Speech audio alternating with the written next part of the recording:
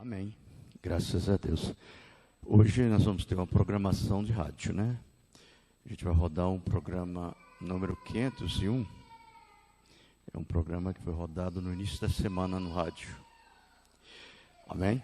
Eu não sei qual é a escritura que foi usada, eu não me lembro, nós vamos só ouvir. Correto? Amém. Solta, irmão, por favor.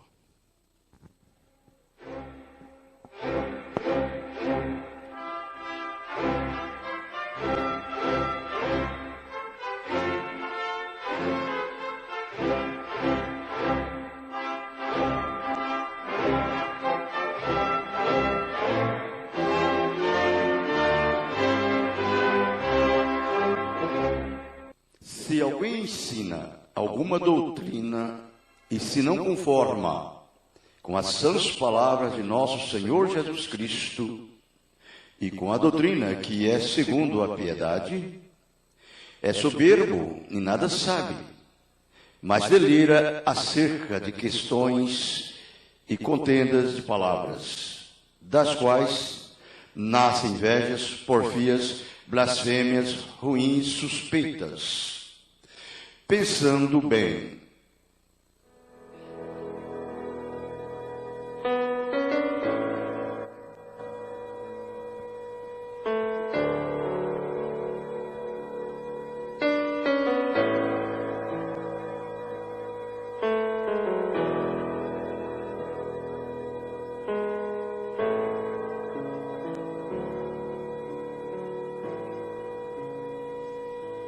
Pensando bem,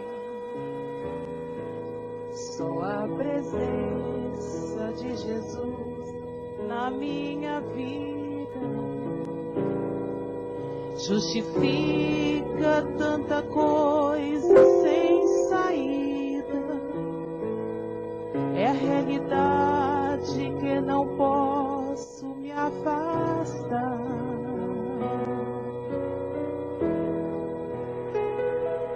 Sua presença me encoraja, me anima todo dia. Sem Jesus Cristo eu não sei o que seria de um vivo morto sem poder me levantar.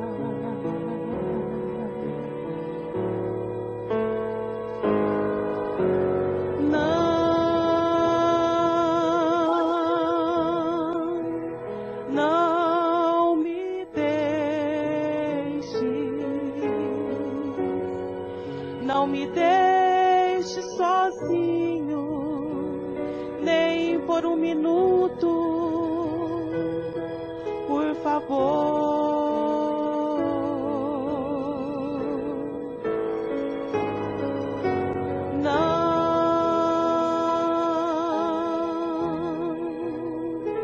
Não me deixe. A minha alma chora, grita, implora, não me deixe, Senhor.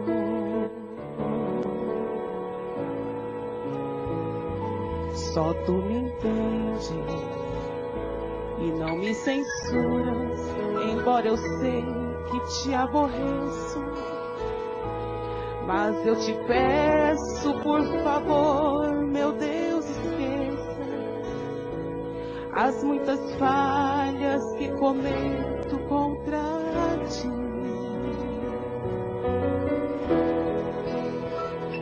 Se for preciso me exortar, fala comigo, estou ouvindo. Fala comigo, acordado ou dormindo, ou aqui mesmo, se quiseres, quero ouvir.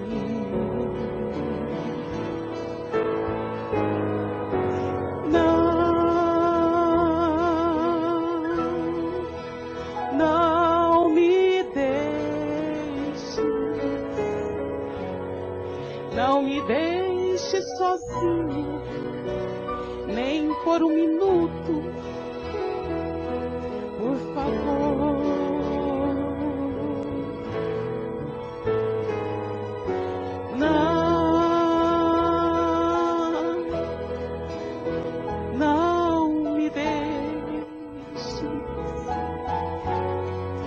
A minha alma chora, grita, implora, não me deixe, Senhor.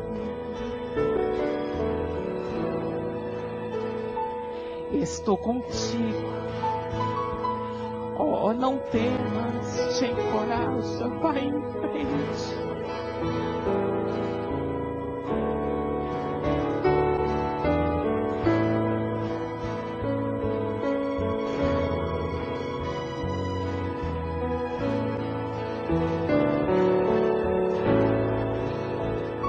Estou contigo, oh, não temas, te encoraja, vai em frente. É a resposta que eu anelo tão somente. Não há barreiras que não possas ultrapassar. Mas se estou fraco, oh, me escondas em tuas asas bem seguras. Me agasalha no teu manto de ternura. Oh, me transportas como o vento sobre o mar.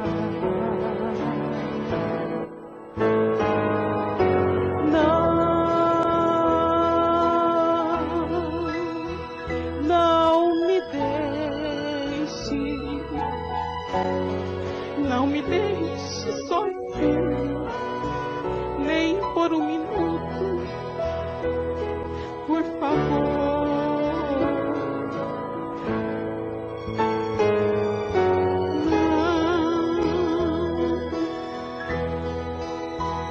Não me deixe.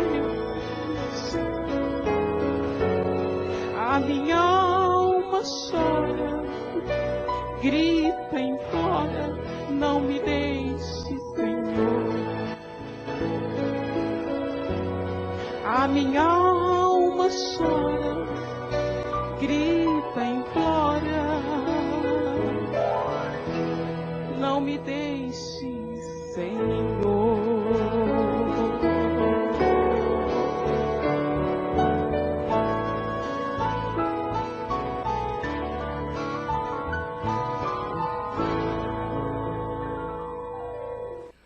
Ouvintes preciosos, é uma coisa muito importante é ser cristão. Ser cristão não é pertencer a uma religião, pertencer a uma igreja ou uma ordem social religiosa. Ser cristão é ter a minoria de Cristo vivendo na sua vida. E ter a minoria de Cristo é permanecer com a palavra. Essa escritura que nós lemos fica na primeira carta de Paulo a Timóteo, no capítulo 6, versículo 3 e 4. Ele está fazendo aqui umas exortações, uns conselhos gerais, a condução para cada filho de Deus, como deve se proceder, se agir, atuar, ou seja, é um verdadeiro procedimento dado pelo Espírito, como nós devemos ser. E nós que temos uma responsabilidade de cristãos verdadeiros da Bíblia, da palavra, verdadeiros crentes, nós devemos apegarmos isto e colocar em prática em nossas vidas, que eu sei que não é uma coisa muito fácil. Porque, em verdade, se fosse, todo mundo seria assim. Mas não é. A primeira coisa que sucede é que é a Bíblia. A Bíblia é Deus, é a palavra expressa em letras, que é o próprio Senhor Jesus Cristo. E ele é inteiramente espiritual. Ele é verdadeiro, justo, perfeito. Então é uma obra do Espírito. É um ato que vem de Deus, não do homem. Por isso é como eu tenho dito. É difícil, não é fácil. Nem todos ficarão exato com o que está escrito na Bíblia. Deus, ele tem usado uma maneira correta, uma forma perfeita, justa, para se instruir e ensinar e trazer a edificação para os seus filhos. Para ele não importa, ele faz uma coisa perfeita, independente do que o mundo acha e pensa. Deus não é obrigado a cumprir nada, se não for aquilo que ele prometeu, que é as suas palavras de promessa. Correto? E Deus vela pela sua palavra para cumprir. Por isso que isso nos traz confiança. Agora, ele tem tomado os seus anjos, servos, profetas, apóstolos, homens, que têm, em verdade, essa qualidade, essa característica do próprio Deus. Homens que não importaria por nada desta vida e não estaria com seus olhos voltados às coisas do mundo, às fábulas, à orgia, à luxúria, à lascívia, às riquezas do mundo, os prazeres do mundo.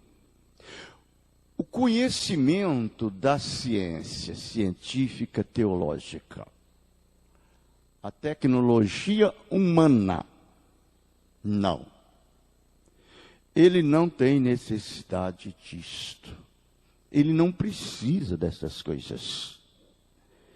Ele precisa de Deus. Deus é a fonte inesgotável. Deus, ele é um conhecimento completamente incomparável. Nada pode se comparar com conhecimento divino. Isto é a verdade. Se você tão somente vir e adquirir essa herança para o seu bem, e se olhar em direção à palavra de Deus, você vai ver, como disse o Espírito Santo no apóstolo São Paulo, aos Romanos capítulo 11, versículo 33. Ó profundidade das riquezas, tanto da sabedoria como da ciência de Deus. Quão insondáveis são os seus juízos, e quão inescrutáveis os seus caminhos. Vê? Então, Eu digo mais uma vez, quando este homem ele está completamente agarrado por meio da graça deste evangelho, o qual foi confiado a ele por um procedimento do Espírito Santo, ele não tem uma mínima ou mínimo desejo ou alguma vontade de querer parecer e ser como o mundo. Deus tem preenchido nele cada fresta, espiritualmente falando, cada brecha, cada canto. Deus tem separado este homem para si, esta mulher para si. Eles têm sido um vaso para a sua honra, um vaso para a sua glória, um vaso que tem sido transbordante com esta tremenda experiência pentecostal, com o próprio Espírito Santo, o próprio Deus habitando nele, dando esta tremenda vitória do amor divino, habitando em seu ser. Vê? Então, é por isso que eu vos digo, ele está completamente estabelecido, edificado. Ele é um filho de Deus. Ele é nascido de Deus, gerado do Espírito Santo. Ele tem essa qualidade, essa característica do Espírito Santo, do Pai, na sua própria vida. Ele está sendo completamente bem edificado nessa estatura completa de um varão perfeito, que é Jesus, o Senhor da glória. O amor divino está ali, o gozo, a paz, a longanimidade, a benignidade, a mansidão, fé, bondade, temperança. Esses são os frutos do Espírito, o qual flui nesse filho. Não importa o que ele seja, se ele é um homem inculto, analfabeto, indouto, ou se ele é um homem iletrado, cheio de conhecimento. Quando Deus toma esse vaso, Deus faz uma limpeza, Deus faz uma purificação. Ele irrompe nesse filho, nessa filha, em justificação, em santificação, e no batismo com fogo do Espírito Santo. Porque o nosso Deus, Ele pode fazer isto. Ele é um fogo consumidor. Ele não destrói, Ele não mata a fé dos seus pequeninos. Mas o contrário, Ele leva à perfeição. Quando você ouve esta palavra pregada, na essência e na eficácia e no poder de um Cristo ressuscitado, e você então vem com uma fé comum, uma fé natural, Deus transforma esta fé em uma fé sobrenatural. Ele te dá a fé dele, pelo seu Espírito, habitando em você, vivendo em você. Não é uma fé para unir simplesmente a igreja, pertencer a um grupo, se ajuntar a um grupo, ter um companheirismo aqui embaixo, ou colocar o seu nome no rolo de livro da igreja, ou ter alguma credencial no bolso, obtida pelo grade, assinada pelo doutor reverendo fulano de tal, PhD, LLD. Não. Você está muito mais alto do que isto. Você não vive aqui sob as influências daqui da terra, de baixo. Você está sob a influência do alto. É o Espírito Santo que nunca principiou, nunca começou, também nunca tem um fim, não tem um tempo que ele termina. Ele é um ser eterno, ele é Deus. Aleluia! Quando você pensa em eterno, é uma palavra que pode ser só aplicada para o Espírito Santo. Somente a ele. E ele, então, quando toma esse seu grande atributos dos seus pensamentos, Deus opera neste homem, Deus opera nesta mulher, ele passa a ser participante da eternidade, ele passa a ter vida sem princípio, sem começo, sem fim. Ele tem sido nascido de novo, tem sido regenerado, ele tem sido transformado. Pois aquele que ouve as minhas palavras e crê naquele que me enviou, ele tem vida eterna.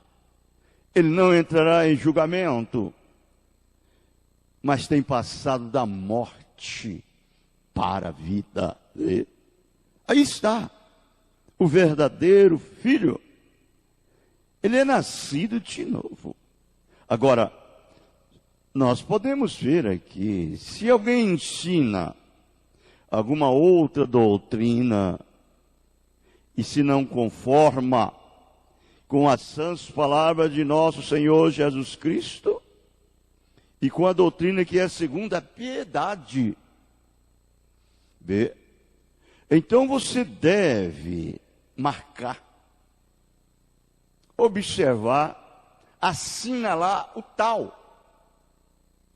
Porque o que está em jogo, amados ouvintes, amigos, todos que nos ouvem, é que nós não estamos tratando com pó de serra, com árvore.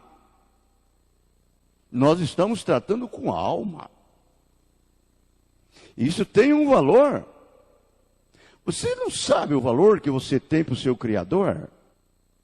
O valor da sua alma, como disse o salmista Davi, o recurso do mundo esgotaria e não daria para pagar o valor que tem a sua alma. Ela não pode ser medida com ouro, com prata, com honraria, com posição, nomes, renomes. Obter aqui um lugar social, religioso e vender a sua primogenitura simplesmente por um diploma pelo qual você tem obtido dentro de 4 paredes, através de um homem, por causa de fama, por causa de dinheiro, por causa de um salário, ou por uma credencial. Não, você tem uma alma que vale muito mais do que isto. Isso custou o sangue de Deus. Ele pagou um preço pela sua alma. Isso não valeu, não foi ouro nem prata, não foi os bens materiais, mas a própria vida do Cordeiro, que passou ali no Calvário. Ele veio para esse propósito, para poder resgatar a alma de homens, almas de mulheres, que são, na verdade, os seus atributos, os seus filhos. Nós devemos ver isto. Se esse tal não pregue a palavra de Deus, ele não é digno de sua confiança. A Bíblia nos ensina, a palavra nos ensina, não há outro batismo, além do que está escrito na Bíblia, como está em Atos 2:38, que é um cumprimento de São Mateus 28:19. Atos 19, do verso 1 ao 5. Como está na Bíblia, primeira carta de Paulo aos Coríntios, capítulo 14, versículo 34 a seguir. Primeira carta de Paulo a Timóteo, no capítulo 11, a partir do versículo 16. Que as mulheres devem ter os seus cabelos compridos, porque o cabelo foi dado à mulher como um sinal de poderio sobre os anjos. Ora, amados, você sabe o que queria dizer anjos? Anjo não era um ser angelical com 2 asinhas voando, 4 asas, 6 asas. Não. Um anjo é um verdadeiro ungido de Deus, um verdadeiro pregador da palavra, um verdadeiro ensinador, para que ele não venha vos condenar, porque é o que disse a Bíblia. Não ensina a própria natureza. Ter o homem cabelo comprido é desonroso, mas ter a mulher cabelo comprido é honroso. Nós, as igrejas de Deus, não tem tais costumes. Se quem quer ser contencioso, que seja. Mas a verdadeira igreja, ela permanece com a palavra. Não tem uma coisa mais verídica e verdadeira do que aquilo que Deus dá para você. Fica satisfeito, tem prazer naquilo. Deus coloca em você essa segurança, esse conforto, correto? Isto é a verdade. E nós podemos observar, como disse o apóstolo São Paulo, cheio do Espírito Santo, na sua segunda carta, no capítulo 3, verso 14. Tu, porém, permanece naquilo que aprendeste, e de que foste inteirado, sabendo de quem o tem aprendido. Você diz assim, foi Paulo que ensinou. Não, Paulo foi um vaso. Ele é um vaso que nasceu de novo, teve aquela experiência pentecostal, como tiveram cada discípulo do Senhor Jesus Cristo, dando essa liberdade para que o Espírito Santo pudesse usá-la, instruir, ensinar e levar a ser completamente um verdadeiro instrutor do Espírito Santo. Mas na verdade, Paulo foi simplesmente esse vaso de honra que Deus usou para falar a sua palavra. Mas aquela voz, ou essa voz que está escrito, tu, porém, permanece naquilo que aprendeste, e de que foste inteirado, sabendo de quem a tens aprendido. Essa voz é o Espírito Santo. Ela é a voz de Deus. Você está aprendendo isso daqui, é de Deus. Isto é correto. Então, quando você recebe um mensageiro, e esse mensageiro é honesto, ele é sincero, ele é um verdadeiro e justo mensageiro, você deve confiar na sua mensagem. A sua mensagem é correta. A sua mensagem vem de um lugar sincero, de um lugar correto. A sua mensagem é de Deus. Mas, quando você vê esse mensageiro, que a sua vida não é muito certa, e não tem uma vida correta com a palavra, o seu dia a dia é um pouco pervertido, e é um mensageiro vulnerável, as coisas do mundo, e Satanás anda cirandando com ele aqui, cirandando com ele ali, e ama o mundo e as coisas do mundo, como eles amam a política, como eles gostam de ser político. O mundo está dentro deles. Eles é uma parte do mundo, e o mundo é uma parte deles. Por isso eles vivem, agem, atuam e se comportam como o mundo faz. Por que isso? É natureza, é a vida, é o espírito que está ali dentro, é a ação que está lhes envolvendo no seu dia a dia. E assim você pode ter uma luz, uma visão que Deus te dá através do Espírito Santo para ver que tipo de mensageiro que você está recebendo a mensagem, que tipo de obreiro que está pregando para você a palavra. Você deve saber disto. O apóstolo São Paulo, ele recomendou aos Hebreus capítulo 13, o verso 7 e o verso 17. Ele diz: lembrai-vos dos vossos pastores, que vos falaram a palavra de Deus, a fé dos quais imitais, atentando para a sua maneira de viver.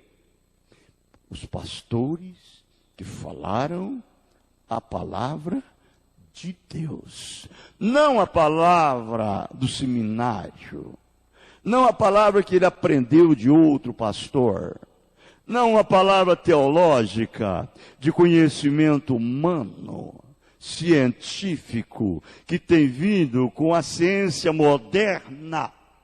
Não, mas a palavra de Deus.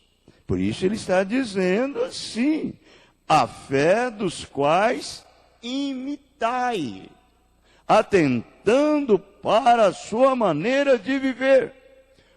Você sabia que, falando espiritualmente, amados ouvintes, a igreja é ela é representada por mulher, a igreja. Agora, ele é Deus, Espírito. E quando se trata ao pastor ou à igreja, é como esposo e esposa, espiritualmente falando. Esse pastor, ele transmite para essa igreja a sua influência. E essa igreja acata a influência do seu pastor. Tal o caráter deste pastor, tal o caráter desta igreja. Isto é a verdade. Agora, o caráter desse pastor deve ser o caráter da palavra. Porque um pastor, ele é um sacerdote, ou um sumo sacerdote, um reverendo, um mensageiro, um embaixador de Deus. Ele é representante de Deus. E quem deve falar através dele é o próprio Espírito Santo. E o Espírito Santo guiará este homem inteiramente na palavra. E então já não é mais ele que pastoreia a igreja. Quem pastoreia a igreja é a palavra de Deus. Correto? Por isso que ele disse no verso 17: obedecei os vossos pastores e sujeitai-vos a eles, porque velam por vossa alma como aquele que hão de dar conta dela, para que o façam com alegria e não gemendo, porque isso não vos seria útil. Então você vai observar que esse pastor, ele primeiro é ovelha. Ovelha do pasto de Jesus Cristo. Jesus Cristo é o sumo pastor. E ele aqui pastoreia as suas ovelhas. Vejam? E esse pastor, ele é ovelha. E ele come alimento de ovelha. E então, se ele está comendo alimento de ovelha, o que ele ensina para a igreja também é alimento de ovelha. Aleluia!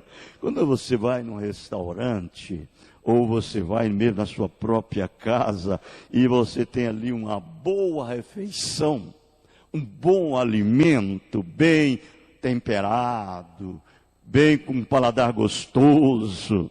E aí você come à vontade, você alimenta o seu estômago. O que sucede logo após aquilo? Você arrota aquele alimento que você comeu. Por quê? Porque ele estava bem temperado. E é um alimento bem feito.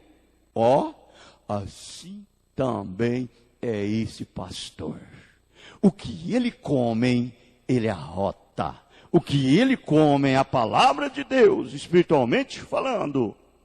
Ele ensina à igreja a palavra de Deus. Para ele não importa se vai ferir A ou se vai ferir B. Para ele não importa, o que importa para ele é porque ele tem um recado. Ele tem uma mensagem do seu líder, do seu senhor, do seu rei. E esse senhor, esse rei, esse líder é o Espírito Santo, que tem tomado para si esse vaso e tem feito dele útil para essa obra. Vejam, como isso é importante, não é mesmo? Nós sentimos bem com isto, alimentando da palavra de Deus. Deixa eu continuar mais um pouquinho falando a respeito da carta do apóstolo São Paulo, como ele fala ainda na sua segunda carta a Timóteo, no capítulo 2, no capítulo 1, o verso 13 e 14, ele diz: conserva o modelo das sãs palavras, que de mim tens ouvido, na fé, na caridade, que há em Cristo Jesus. Guarda o bom depósito pelo Espírito Santo que habita em nós. Oh, que coisa gostosa! É você esse depósito da palavra? É você esse lugar, esse templo, essa casa, esse tabernáculo, o lugar aonde o Espírito Santo habita? Você não precisa falar, sem linguagem, sem fala. A sua vida fala muito mais alto do que os seus atos, do que as suas obras. A vida que você vive prova quem você é e quem é o Espírito que está te conduzindo e te dirigindo. Você sabe, ninguém vive sem o Espírito. Um ser humano tem que ter um Espírito para lhe influenciar. Agora, o tipo de influência que você está sendo influenciado é o tipo de espírito que você possui. Se você tem um espírito mundano, carnal, que é da parte do mundo, você é influenciado pelas coisas do mundo. Mas se você tem um espírito que nasceu de novo, foi regenerado, transformado e guiado pelo Espírito de Deus, as suas influências das coisas de Deus, ele te leva a separar do mundo. E você então está completamente assegurado. Correto? Esse é o lugar de segurança. Se nós se afastarmos, amados, amigos, ouvintes da palavra de Deus, nós vamos passar apuros. Isto é a verdade. Sempre tem sido assim. Volte um pouquinho ao Velho Testamento. Vamos dar uma olhadela lá atrás a respeito de Israel, aquele povo que Deus separou para si dentre todos os povos, e Deus então elegeu para ele aquela nação, e ele constituiu ela ali, através da sua própria liderança, do seu próprio governo, por meio de profeta, um mensageiro, o qual ali permanecia com eles, e Deus permanecia com aquele profeta. Isto é a verdade. Agora, ali estava Deus naquela rocha ferida. Ele era Jesus, aquela rocha que dava água para Israel quando estava com sede. Deus era aquela serpente de bronze que estava ali naquela haste.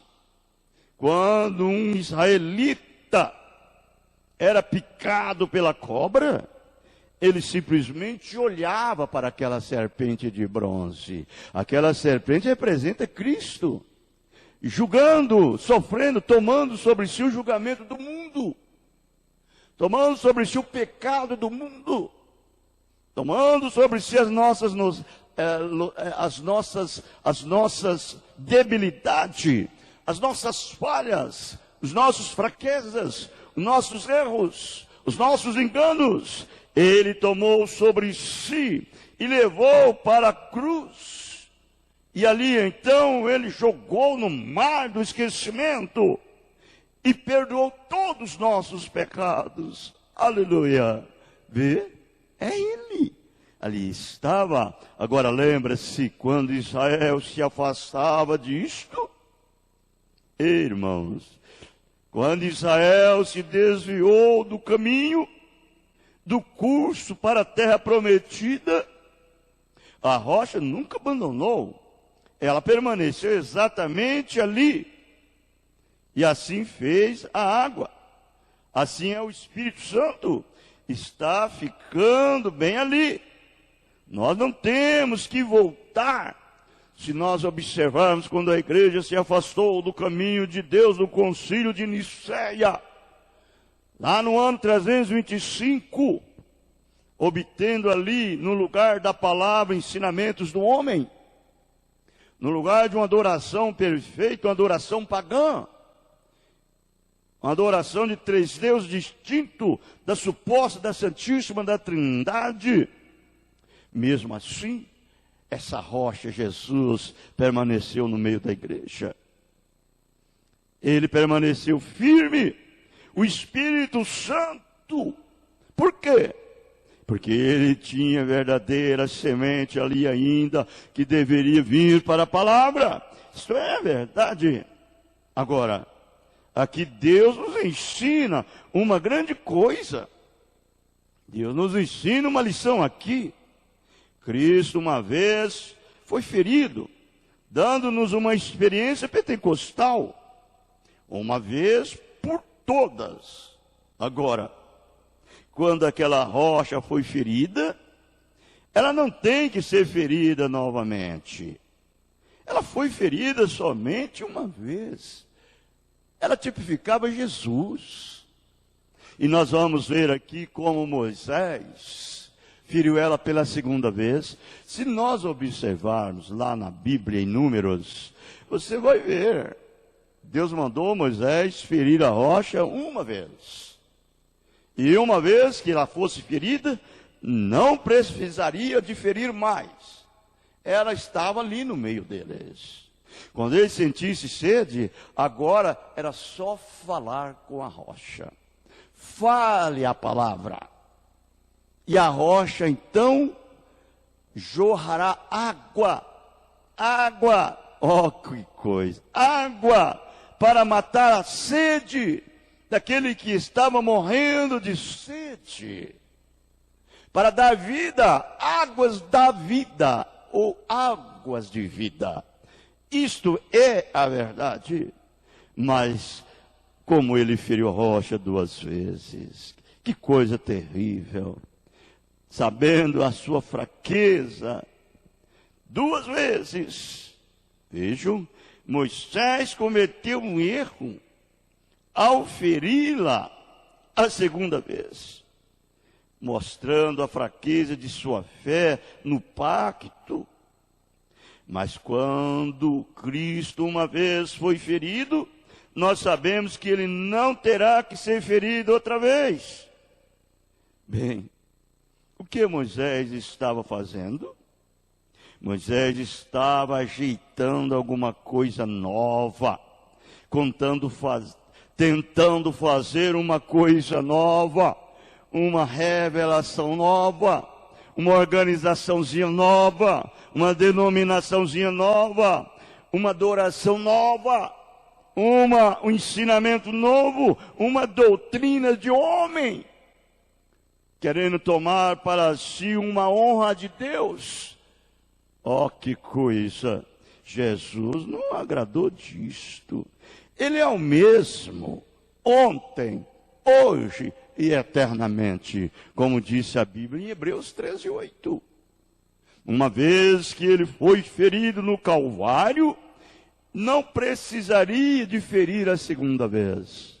Tudo isso, amados, foi tipo. Moisés, quando feriu a rocha 2 vezes, isso mostraria exatamente hoje como seria a igreja no lado espiritual. Elas deixariam a palavra de Deus, essa rocha que é Cristo, formando uma organizaçãozinha aqui, formando uma religiãozinha ali, fundando uma igreja numa esquina, fundando a outra na outra esquina, e ensinando doutrinas que são mandamentos de homem. Quando nosso Senhor Jesus Cristo, Ele veio, Ele quando nos deu uma tremenda vitória e uma tremenda redenção, a Bíblia nos ensina assim, em Hebreus 9, mas vindo Cristo, o sumo sacerdote dos bens futuros, por um maior e mais perfeito tabernáculo. Como? Através de uma virgem. Ele não entrou no santuário alheio e nem entrou com sangue alheio, de cabritos, de cordeiro, de novilho. Ele entrou com seu próprio sangue e efetuou uma eterna redenção. Vê? Correto? E hoje nós queremos fazer uma nova igreja, uma nova religião, uma nova doutrina. E essa é a maneira que os nossos clérigos têm feito hoje. Eles têm tentado fazer alguma coisa nova. Nós nos faremos a Assembleia de Deus, nós nos tornaremos a Igreja Pentecostal de Deus, nós nos tornaremos o Concílio Geral, nós nos tornaremos isto, aquilo, ou aquilo outro. Isso não foi o que Deus fez. Aquela não foi sua ideia. Não, como disse em Apocalipse 22, verso 19. Nada você pode acrescentar, nada você pode atirar. Tem que ficar exatamente com a palavra. Correto? Cristo foi ferido uma vez. E esta é uma experiência original. Esse é o caminho original. No dia de Pentecostes, Pedro disse: arrependei-vos, cada um de vós, e sejam batizados no nome de Jesus Cristo. Nós aspergimos no nome do Pai, Filho e Espírito Santo. Damos todos os tipos de credos, tudo mais sobre isso. Quando nós devíamos ou desviamos, da palavra, não é de se admirar que nós não podemos chegar a lugar algum. Correto? Vê? Não podemos. Hoje tudo tem voltado para trás. Todo mundo hoje, a igreja hoje, a religião hoje, tudo está dentro de um mundo cheio de labirinto, chamado religião. Vejam, a palavra de Deus, que deveria ser uma dissolvedora de todo tipo de dúvida ou incredulidade, tem ficado de lado. Vamos voltar à palavra? Vamos tomar Deus em sua palavra outra vez? Deus nos ensina uma lição. Moisés não estava suposto a dizer: agora nós iniciaremos uma coisa nova aqui agora. E organizaremos e construiremos a igreja católica. Esta foi a primeira coisa que eles fizeram. Não. Então, após um tempo, nós iniciaremos algo novo, tirado disto. Nós construiremos a luterana, e então veio a anglicana, e então a batista, e o que mais? E o campbelitas, e a igreja de Cristo, e anticristo, e todas estas outras coisas. Vejam, todos eles começaram indo um após o outro, formando denominações e organizações. E aquilo não era isso, vê? Ali o que estão fazendo, Eles estão ferindo a rocha outra vez para começar algo novo. Nós não precisamos de uma nova doutrina. Nós precisamos de ficar com a palavra. Fique com a palavra, com a doutrina dos apóstolos e dos profetas, de que Jesus Cristo é a principal pedra da esquina.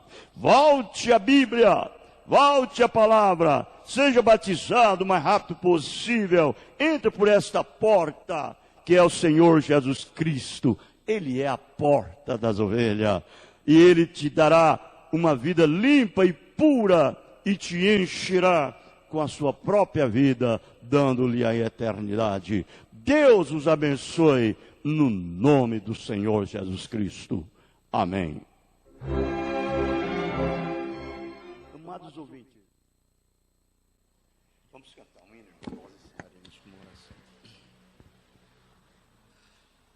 Vamos cantar o hino número 265, Ovelha Perdida. 265.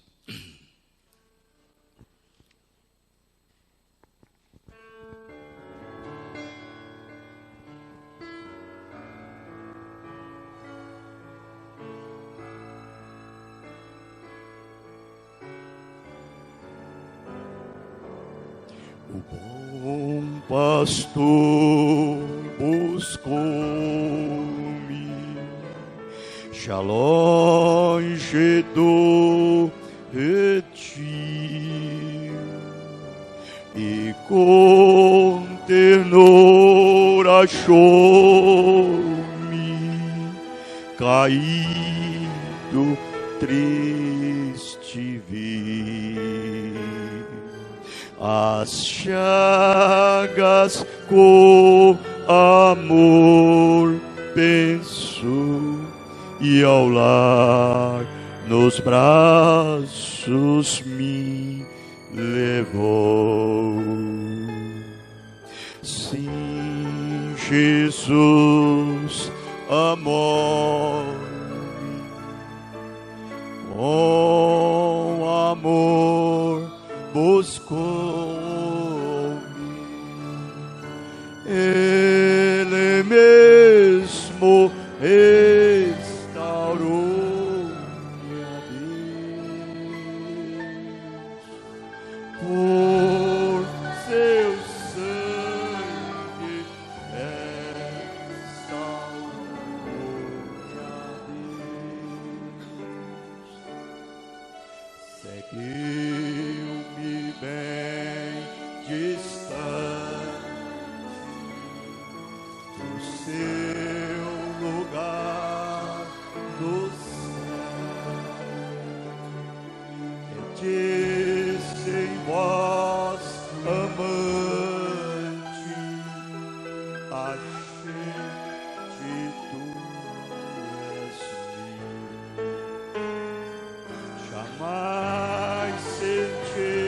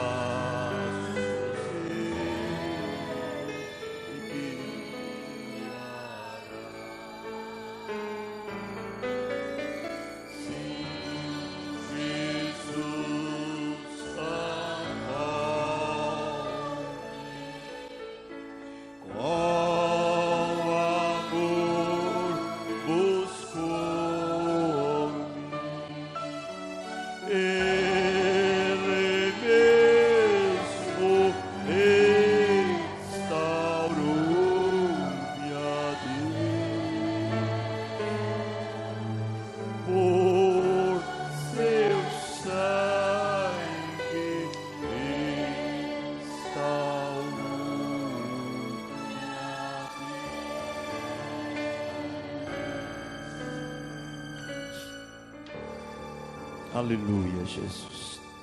Que Deus nos ajude, né? Nos dê graça, nos abençoa e nos fortalece em sua palavra mais e mais.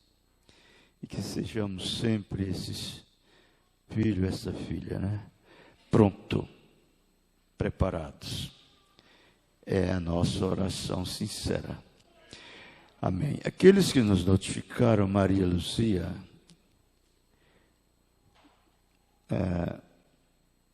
Crédina, né? Felipe Dias, família, Celiete, Tassolândia, né? Maria Auxiliadora, Liane Tudeia, Antônio José, e todos aqueles outros que não notificou, Deus abençoe a todos. Em nome do Senhor Jesus Cristo. Nós vamos fazer uma oração. Senhor Jesus, agora a nossa oração é que o Senhor nos leve em paz e nos guarde, nos protege e nos livra de todos os males. E que possamos, ó Pai Santo, chegar aos nossos aposentos em paz, dormir, deitar, levantar em paz. E se estivermos aqui ainda amanhã, se Deus quiser, estaremos aqui. O Senhor nos ajude. Nós esperamos e confiamos em Ti, agora e para todos sempre. Amém. Amém. Deus os abençoe. E abençoe o outro no nome do Senhor Jesus Cristo. Estamos terminados.